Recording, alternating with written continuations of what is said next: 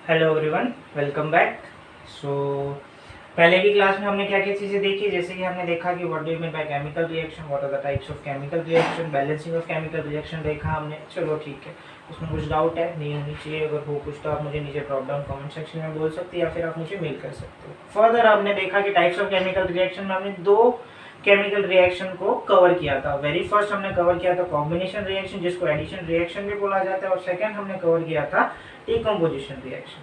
Decomposition reaction में हमने तीन चीज़ों को कवर किया था, थर्मल डिकम्पोजिशन किया था, फोटोलाइटिक डिकम्पोजिशन किया था, इलेक्ट्रोलाइसिस। सो आज हम अपने नया टॉपिक के साथ स्टार्ट करते हैं। अपना नया टॉपिक है, आज का हमारा टॉपिक है डिस्प्लेसमेंट रिएक्शन। टॉपिक जो आएगा डिस्प्लेसमेंट रिएक्शन, ये फर्दर है तुम्हारा टाइप्स ऑफ केमिकल रिएक्शन का ही एक टाइप है। अब अगेन डिस्प्लेसमेंट रिएक्शन में तुम्हारे दो टाइप के डिस्प्लेसमेंट रिएक्शन आते हैं बेसिकली। एक आएगा तुम्हारा सिंगल डिस्प्लेसमेंट रिएक्शन, एक आएगा डबल डिस्प्लेसमेंट रिएक्शन। डेफिनेशन पे अभी मत जाना, क्वाइट सिंपल है। तुम्हारा सिंगल है, सिंगल क्या कहता है, तुम्हें एक ही एलिमेंट है, ठीक है। तो यहाँ पे जो डिस्प्लेस हो रहा है वो क्या डिस्प्लेस हो रहा है, सिर्फ एक कोई भी एलिमेंट डिस्प्लेस होगा। तो रिएक्शन अभी डेफिनेशन उसके हिसाब से बना हो, रिएक्शन जिसमें एक एलिमेंट डिस्प्लेस हो रहा है दूसरे एलिमेंट से, उसके कंपाउंड में से, उसको बोला जाता है single displacement reaction. Reaction in which one element is displaced by another element from its compound, such type of reaction is known as single displacement reaction.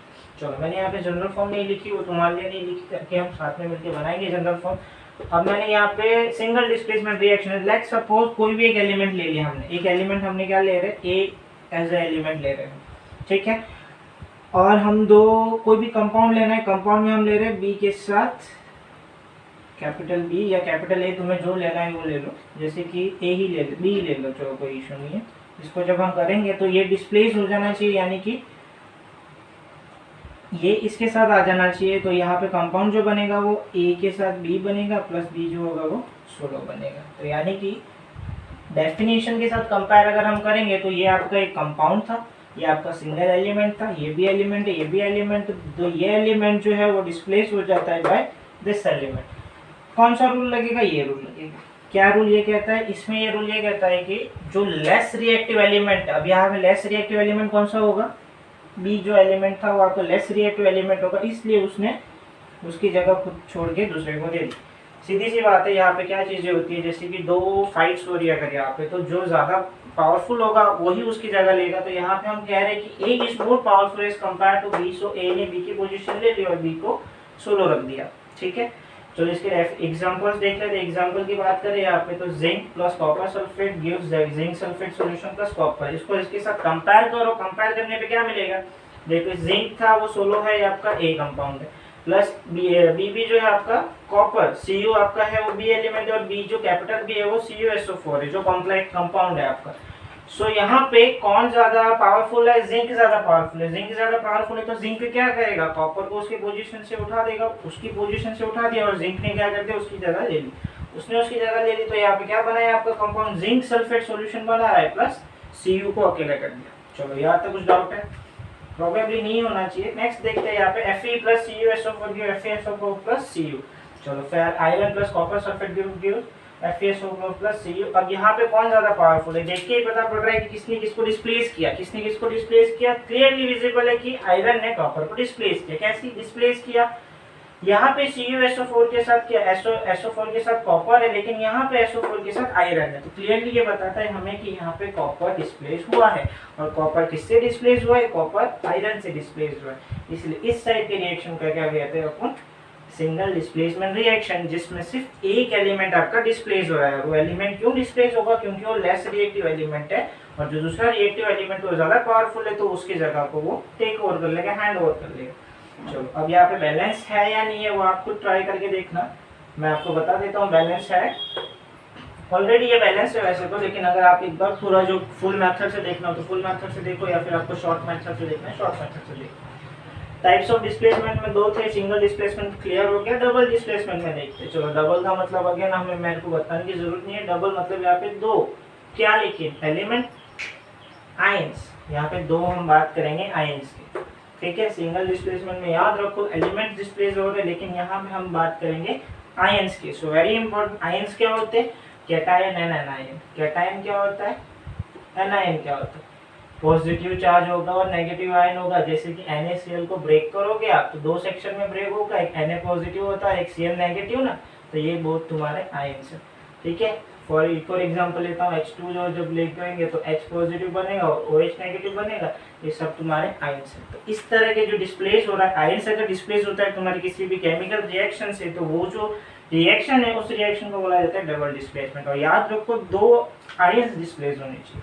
General form नहीं लिखी है, जनरल फॉर्म लिख लेते हैं। जनरल फॉर्म लिखेंगे तो again मैं एक एलिमेंट तो पूरा कंपाउंड बना रहा हूँ और यहाँ पे दूसरा कंपाउंड बना है, दो कंपाउंड बनाए। चलो ठीक है, यहाँ तो हो गया। अब ये दोनों इंटरचेंज करेंगे। जैसे कि ये दो दोस्त है, ये दो दोस्त है, इन दोनों दोस्त ने क्या कर दिया, इसने इससे दोस्ती कर ली तो ये अकेला पड़ गया, तो इसने क्या बोला, मैं भी इससे दोस्ती कर लेता हूँ। तो ये कंपाउंड क्या बनेगा, कुछ इस तरह से बनेगा। बी के साथ ए हो गया प्लस ए के साथ बी हो गया, यानी कि दोनों दोस्त इंटरचेंज हो गए, यानी दोनों आयन्स अपने कंपाउंड से जुड़ के दूसरे एलिमेंट के साथ उनका कंपाउंड बना रहे हैं। इसमें कुछ डाउट, जनरल फॉर्म में भी कुछ डाउट नहीं। इसी के बेसिस पे हम दो एग्जांपल देखेंगे जो जनरली आते हैं। Na2SO4 sodium sulphate plus barium chloride BaCl2 gives barium sulphate BaSO4 plus NaCl।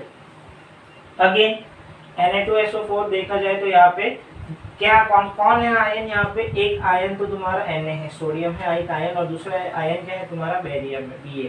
ठीक है, तो ये सोडियम SO4 के साथ आयन में है, BaCl2 के साथ आयन में है तुम्हारा ये। तो क्या करेगा, ये जो कंपाउंड है ये इसने Cl के साथ कंपाउंड बना के NaCl बना दिया, और SO4 के साथ यहाँ पे सोडियम था लेकिन यहाँ पे SO4 के साथ बैरियम आ जाएगा। यहाँ पे कुछ डाउट है, प्रोबेबली कुछ नहीं होना चाहिए। क्लियरली इसको अगर आप जनरल फॉर्म से कंपेयर करेंगे तो यहाँ पे ए ये था और कैपिटल ए ये है, स्मॉल बी ये है, स्मॉल बी ये है, और इसको क्लियरली इस तरह से डिस्प्लेस।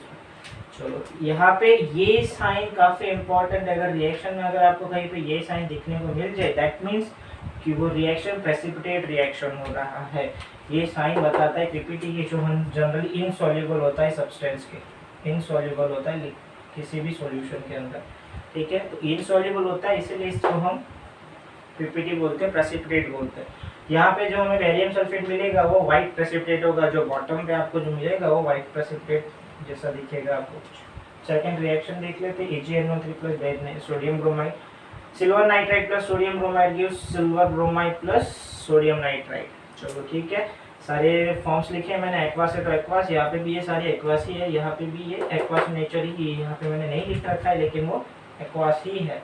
ठीक है ना, तो यहाँ पे भी देखेंगे तो आयन्स चेक करते हैं एक बार। आयन इसका तोड़ेगा तो Ag प्लस NO3 आएगा, और ये यहाँ पे ये सोडियम मिल रहा है, तो यहाँ पे क्या कर रहा है, इसने इसकी जगह ले ली, इसने इसकी जगह ले ली, तो वही हो गया, Ag के साथ ब्रोमाइड आ गया, ब्रोमाइड आ गया, और सोडियम के साथ नाइट्राइड आ गया, सोडियम के साथ नाइट्राइड।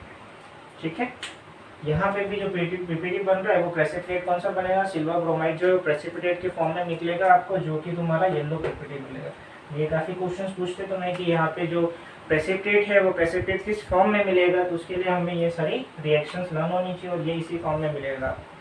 ठीक है, यहाँ पे प्रेसिपिटेट एरो भी ध्यान रखने का, एरो इज ऑलवेज डाउनवर्ड, या फिर उसको इनसॉल्युबल सब्सटेंस क्या मिलेगा वो उस तरह से भी चीज़ें पूछी जाती है। फर्दर यहाँ पे अभी डिस्प्लेसमेंट रिएक्शन में तुम्हारा क्या बन रहा है, प्रेसिपिटेट बन रहा है ना, तो इसको प्रेसिपिटेट रिएक्शन भी बोलते हैं। ठीक है, इसको प्रेसिपिटेट रिएक्शन भी बोला जाता है। अगर प्रेसिपिटेट रिएक्शन का डेफिनेशन पूछे या फिर अगर आपको एग्जांपल पूछे तो एग्जांपल आपको ये लिखनी है, और प्रेसिपिटेट रिएक्शन के डेफिनेशन में कुछ नहीं लिखा है, reaction in which insoluble substance is formed, such type of reaction is known as precipitate reaction, और कुछ नहीं है। ठीक है, होप सो ये डिस्प्लेसमेंट रिएक्शन आपका क्लियर है। इसके पहले हमने दो और रिएक्शंस क्लियर की थी, यहाँ पे बैलेंसिंग मैंने नहीं की है, आपके लिए रखिए, आप बैलेंसिंग कर लेना, अगर नहीं पता पड़ता है तो आप मुझे पूछ लेना बाद में। प्रोबेबली अगर कुछ डाउट हो तो मुझे आप पूछ सकते हो। नेक्स्ट वीडियो में हम आएंगे, इसके बाद वाला सेक्शन जो लेके आएंगे उसमें हम न्यूट्रलाइजेशन रिएक्शन और बाकी दूसरे रिएक्शन जो है उसके बारे में डिस्कस करेंगे।